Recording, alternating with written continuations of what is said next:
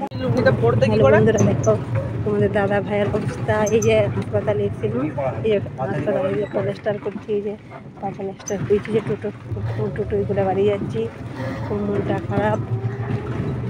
তাও ভিডিও করতেই হবে।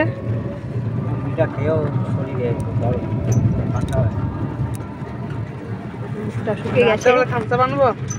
কেমন আছো? আশা করছি ভালোই আছো।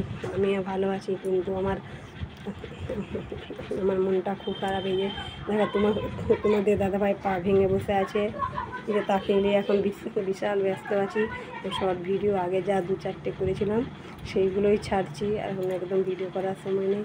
সকাল থেকে উঠে সব সমস্ত কাজকর্ম সেরে মাথাটা কাজকর্ম সেরে, এবার দাদাভাইয়ের ওষুধ দেওয়া, চান করানো, পায়খানা পেচ্ছাপ সব আমাকে একলাকেই করতে হয়।